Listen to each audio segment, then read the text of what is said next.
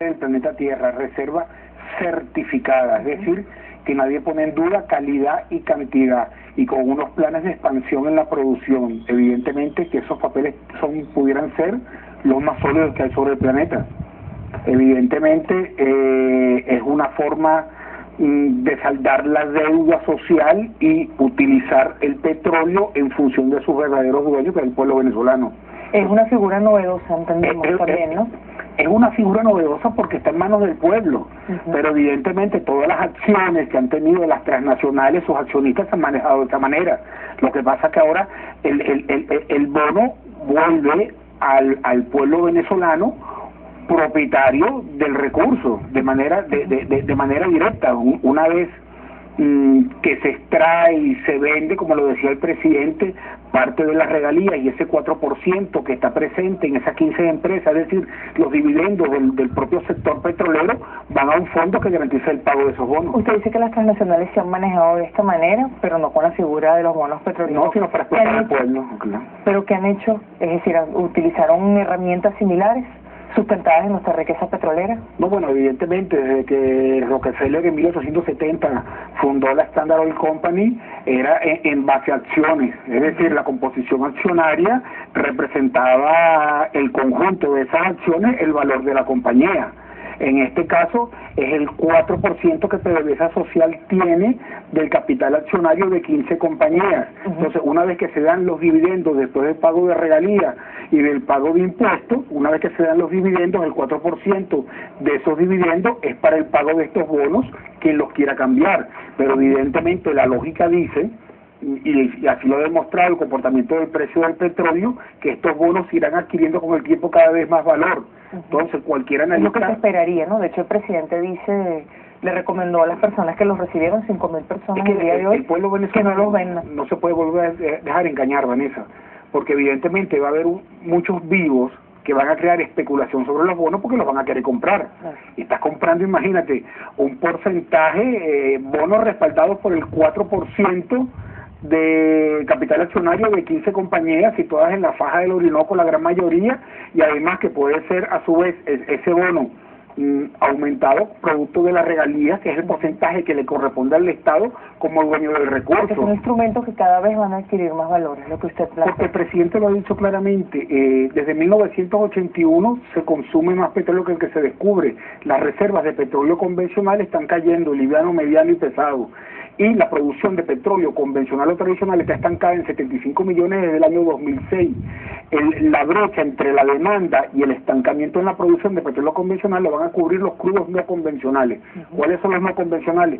La faja del Orinoco, el que se saca más de 500 metros de profundidad en mar, y sobre las líneas imaginarias de los círculos polares, porque requieren una mayor inversión en energía, lo cual aumenta el costo. Entonces, evidentemente, ante el aumento en el costo exploratorio y el costo de producción, cada vez es más difícil conseguir un barril y la inversión es mayor para ponerlo en producción, el precio del petróleo tenderá a subir, con sus altas y sus bajas, pero la línea va a ser ascendente en el tiempo, lo cual le da un tremendo respaldo a estos bonos y sobre todo un respaldo al Estado-Nación venezolano. Si usted le pagaran deuda con estos bonos, ¿usted los cambiaría inmediatamente en el Banco de Venezuela? ¿Usted los conservaría? Los conservaría.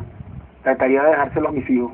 En este momento, como le comentábamos fuera de cámara, ¿hay alguna vocería por parte de la oposición que dice que ese dinero hay que pagarlo en efectivo? No, yo lo que creo que hay inversionistas que pertenecen a la oposición que quieren comprar esos bonos y están tratando de generar pánico.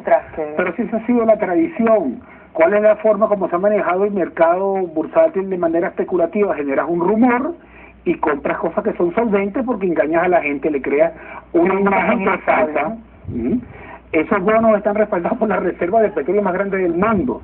Hay guerras a nivel mundial por el control de las reservas, invadieron Irak, invadieron Libia, imagínate lo que es el petróleo, y estos bonos están respaldados por la fuente primaria de energía de mayor calidad jamás conocida en la historia del ser humano, que no tiene sustituto que permita mantener los niveles de vida actuales. ¿Usted diría que la gente que va a recibir bonos puede estar tranquila entonces? Por supuesto, pero imagínate, la solidez.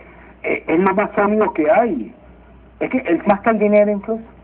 Es que eso es entrar en profundidades muy importantes, porque desde que el patrón oro se eliminó en el año 71, aunque el dólar estaba respaldado por el oro, desde el año 74, como el petróleo se vende en dólares, evidentemente que el respaldo del sistema monetario en gran medida es el recurso petrolero, es la cantidad de reservas que hay. Entonces, evidentemente, si tú me dices que fue primero el petróleo o la base monetaria, es el petróleo, es la energía, y desde el año 74. O sea, la gente tiene que tener plena confianza en que ese bono es lo que tiene más valor.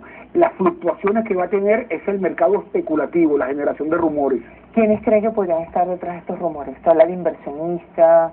¿Habla de sectores económicos en el país interesados? Imagínate, todo el mundo estaría, cualquier gran inversionista estaría feliz de tener el 4% en 15 empresas mixtas. Los grandes inversionistas van a generar rumores y de esa forma tratan de comprar a precio de gallina flaca algo que tiene una tremenda solidez, que es son bonos respaldados por las reservas petroleras y por el aumento en la producción que va a haber en Venezuela. ¿Cómo frenar eso? ¿Cómo frenar que con esta ola de rumores las personas que se benefician de estos petrobonos se vean afectadas y los quieran vender? Bueno, fíjate, a través de este programa, divulgando la verdad de qué es lo que significa el petróleo como fuente primaria de energía que da el nivel de vida del planeta.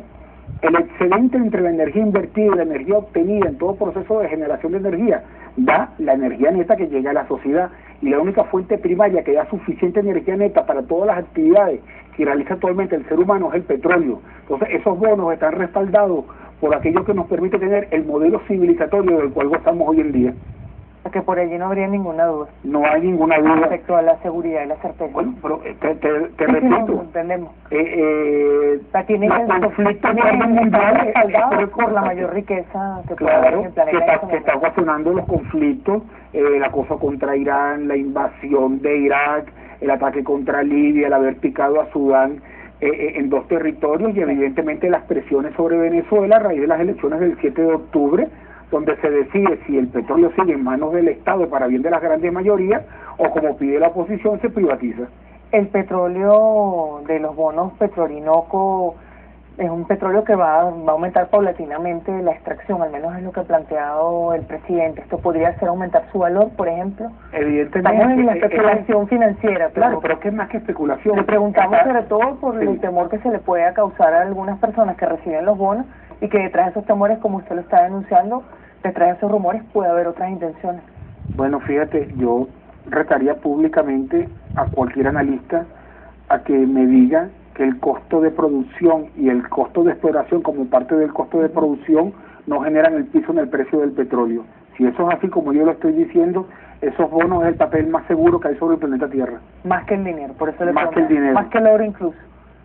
Junto con el oro. Junto con el oro sería mayor soporte. Claro, porque el oro va adquiriendo valor a medida que las reservas conocidas de petróleo disminuyen, porque como el sustento de la base monetaria está en el recurso petrolero, cualquier disminución en el nivel de reservas conocidas hace que se genere ciertos niveles de preocupación, y los bancos centrales del mundo, sobre todo de las grandes potencias, tienen una guerra abierta por aumentar sus reservas de oro, porque se especula que a futuro pudiéramos ir no a un sistema dólar-oro, sino un sistema cada moneda nacional tendría la fortaleza su moneda en relación a cuánto oro tiene acumulado. Por eso es tan importante el proyecto Orinoco, donde la acumulación de capital que genera la actividad petrolera puede ser, o debe ser, o va a ser reinvertida en los aumentos en la producción de oro, en montar una refinería de oro para hacer oro monetario en Venezuela y en todos los otros recursos que están al sur del río Orinoco. Pues. El presidente podría decir que no paga la deuda, por ejemplo. Sería algo muy duro, sería terrible, pero podría decir: yo no reconozco una deuda heredada de la irresponsabilidad de gobiernos anteriores. Sin embargo, ha decidido asumirla. Porque es muy pequeña con relación a lo que es el Producto Interno Bruto Nacional. Es decir, no tiene mayor peso. Para Venezuela es fácil el pago de su deuda. Venezuela puede pagar esa deuda con las trabajadoras y los trabajadores. Por supuesto que sí, por supuesto que sí, por supuesto que sí. ¿Está en condiciones de hacerlo? Por supuesto que sí, por supuesto que sí. Evidentemente.